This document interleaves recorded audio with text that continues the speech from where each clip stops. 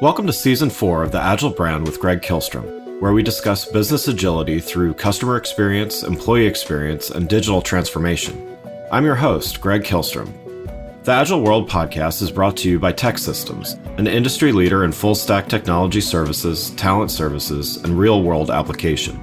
For more information, go to teksystems.com. To read more about the topics discussed on this show, you can go to my website at gregkihlstrom.com and read my latest articles or get a copy of my latest book, Meaningful Measurement of the Customer Experience, now available on Amazon and other retailers.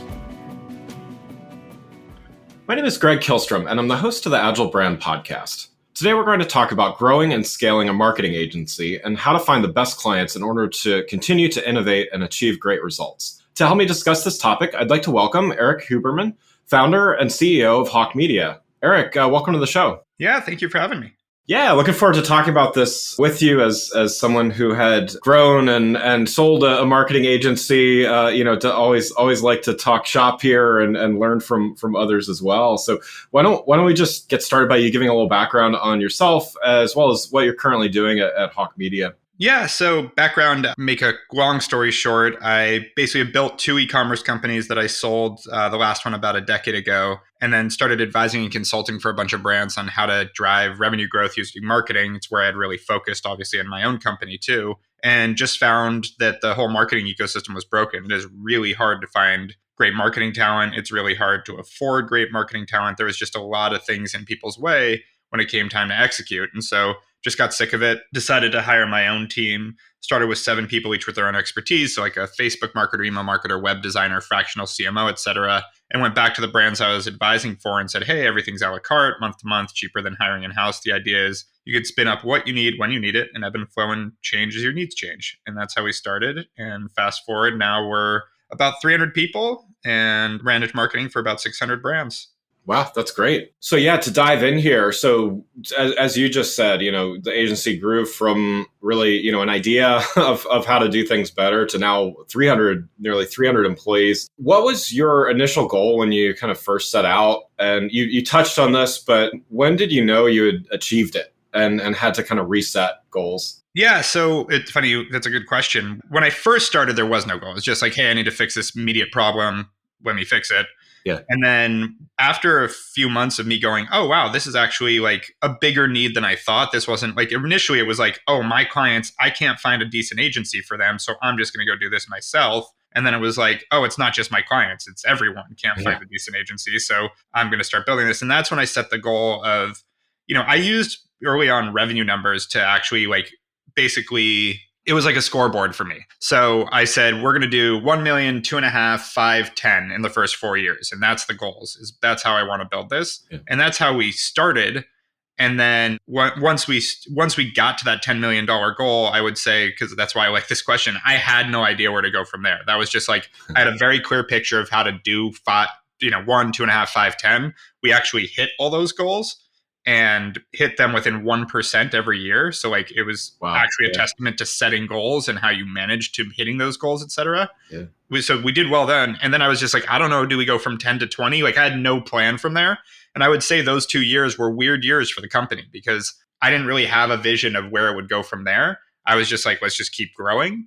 And it took a couple years to really get back to, okay, this is what we're doing. This is what we're creating. And that's where our mission statement really started to play into it, which is accessibility to great marketing and the idea that we should be making great marketing accessible, that generally it's this opaque, expensive, really tough industry when it comes to getting great marketing talent. And we wanted to make it so that we could be the best at what we did, but also super accessible, nimble, cost-effective, et cetera. And so that started really driving how we did things. Then we started seeing growth again. And that's kind of been the story to today, where we continue to expand globally. We just expanded into Europe. We have offices in Asia and Europe and continue to build. Yeah. So let's go back just a little bit to that period of those 2 years as you described it. And, I think I'm quoting from somebody else, but there's the, what got you here won't get you where you need to go kind of thing that's, many talk about, but, having lived through it myself, it sounds like you have as well. It's much different to read about it than to be living it. Right.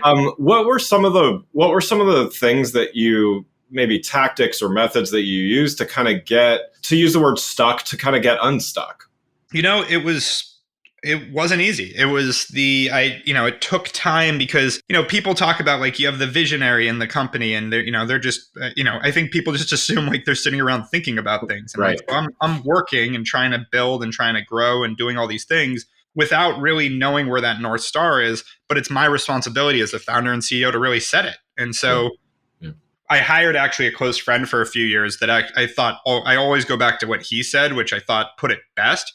We basically went through puberty where our body didn't quite fit our brain and like everything was awkward. And what the best way to sum it up was we didn't know what we were building. And we had this infrastructure and this overhead and all these people, and our profitability had been hit because we needed all these senior executives, but we didn't really quite have the size to capitalize on them yet.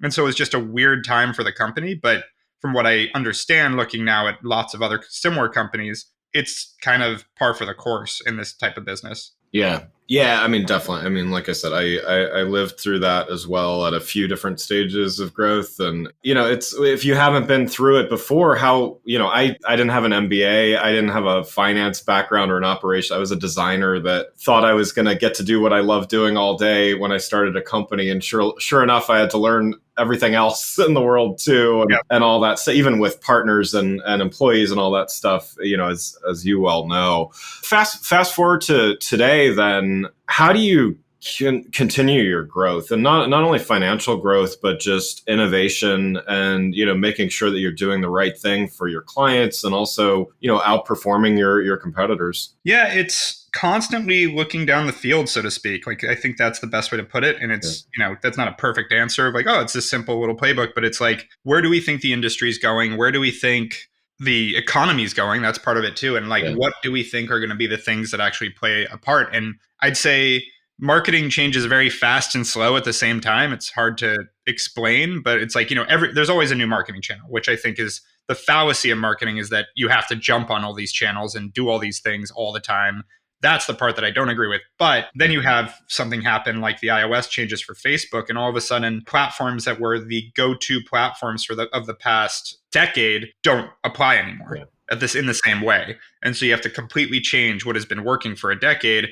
And there isn't a playbook right now, is frankly the truth. Is you're dealing in the weird thing about marketing right now is there's no set playbook that everybody's running like there has been for a decade. Yeah. And you've got an economic situation where everybody's scared of testing anything. So you don't want to test, but what was working isn't working. So it's this weird period, honestly. Yeah, and to go into the economic piece, I mean, certainly things are a bit tenuous at the moment, but even just going last few years with the pandemic and things like that, what kind of changes did the pandemic itself bring to not only your internal operations, but also the way that you work with clients? Yeah, so internal operations, we went fully remote. So we were 90% in an office in LA. We had offices in Baltimore, Boston, and New York. And we went from that to just completely remote. Yeah. And so, but I would say we were built for it because we were already working remote for our clients. So we already used Zoom and Slack and all these platforms. So it wasn't a huge shift in the tools that we used, et cetera. But I will say over time, we've seen the effects of remote work. It is a lot harder to build that camaraderie, that culture. And we've also seen, like, Gallup just came out with a poll that last year was the most stressful, depressed year in our nation's recorded history since they've been recording levels of stress in our nation. Like, so it's hard to create that emotional support for our team. The technical support, the training, all that's a lot easier. Working remote has a ton of benefits, but it has a ton of costs. And so that really changed the way the company works, the way the company's building. I mean, we did a annual vacation for all our team now, but now our team is everywhere, so it doesn't really work the same. And it, just changed that part. As far as our clients, frankly, it changed very little. Yeah. Which is great, because what was nice is we were able to keep consistent with our service while, figuring out, and listen, there's a ton of cost savings. There's our average employee, I think, makes 30% more a year than they did pre-COVID. Like, we've been able to do a lot for our people too, but it creates challenges as well. Yeah, definitely. Do you see your company going back into the office, or do you think it's one of those things, like we're in 40 something states now. We're in 6 countries or something. Like, there's no rolling it back. And so that, not that I don't think I would even if I could, honestly. Yeah. But yeah, we can't. But at the same time, as I just said, like I don't think that I think the benefits outweigh the costs. They're just our costs. So it's changing the way we have to think about the business, and also it changes the typology of your employees because there's employees that want to be in an office and want to be around a bunch of people. This isn't going to resonate with them as well. So they're going to start moving on, looking for other things, etc. Then we can hire people that are joining a remote team and want to be a part of a remote team. Yeah, that makes sense. So let's switch gears a little bit and just talk a little more broadly about applying your experience, but to other agencies, and talk about how to get the type of reach for the clients you're looking for. So let's say you're currently a small agency and want to work with household name brands. What's a good way from your experience and perspective to get started, even if you don't have a huge marketing budget? I mean, the key to starting a successful agency, from my experience, you can start an okay agency as a good salesperson, but to be a good agency is to actually be good at marketing. And so I think that's the problem with a lot of the agencies we see out there these days is like they watch too many Gary Vaynerchuk videos and they're like, oh, I'm just going to be like him. And it's Right. like that dude built a $60 million wine company before he ever tried to sell marketing services. Like it's not about just, can I sell to the right client? It's like, can I do good work, and who can I do good work for? My business was built off of, I built and sold 2 e-commerce companies successfully and then started selling my services to people, helping them grow because I had figured out how to do it for myself and now I was going to do it for others. So that was an easy thing to sell. So it wasn't like some weird tactic about getting my clients. It was like, oh, hey, I've done what you want to do. Do you want me to do it for you? And so, getting business in the beginning wasn't hard. And then we'd take those strategies. I'd get, a client that maybe was a little bit of a stretch for what my experience was, but I could pull from my experience for them. And I was transparent about it. I was like, have you worked with a company like ours? No, but this is what I have done, and I'm happy to see if it applies. And then it would work. And so now I've opened up a new industry. It's a lot of how this worked along the way. Yeah, and I mean, I like that answer, and I think it may be disappointing to some because wouldn't it be nice? Right, exactly. Yeah, that's right. That's a great way of putting it. It's like, yeah, wouldn't it be nice if I could just get a big name client based on, either being a good salesperson or having a nice marketing presence of my own or whatever. And by the way, you can land them for sure. You just won't keep them and you'll burn your reputation. And that's the part that, like, your reputation in marketing, like, it is really hard to build a good marketing reputation because I'll tell you, like, even though we've done incredible work, we've taken companies from nothing to billions in revenue many times, like, objectively, we are good at what we do. You can still go out there and see a bunch of Google reviews about how we're con artists and don't know what we're doing, just like any company. Just like every restaurant has, like, oh, they tried to kill me with my food. Like, no, we didn't. Like, that exists in every industry. And so that's going to happen no matter what you do. But if you give them a reason, meaning like you're not doing good work, it's going to happen a lot more, and you're going to have a very, very hard time being successful. Yeah. Well, and to kind of follow on that, I mean, is getting those name client. I mean, I'm certainly I'm proud of some of the brands I've worked with. I've worked with some, several household names, but should that be, again, kind of thinking from that smaller growing agency, should that be the goal, or is building your marketing chops, or what should the goal be at that early growth stage? I think everybody's different. And I think that's the part of the problem with just the industry, to be honest, is everybody's trying to do the same thing that worked for someone else. That's not our industry, actually. That's every industry. Everybody tries to copy someone else's playbook. And it's like, if you're copying another playbook, like, you're not going to win. Yeah. So, like, my playbook was a la carte, month to month, really flexible marketing services, which, by the way, most agency people would tell me, and I understand why. You're nuts. That'll never work. And it's a really big pain in the ass to build an agency with that as part of the tentpole. Yeah. But I knew that there was a niche for it that I wanted to build because I was a part of it. Because when I was building my companies, I hated these agents. I hated agencies. I hated they all were terrible to me. And so I wanted to find one that actually worked the way I wanted to. And it's like, well, I'll just build it. Yeah.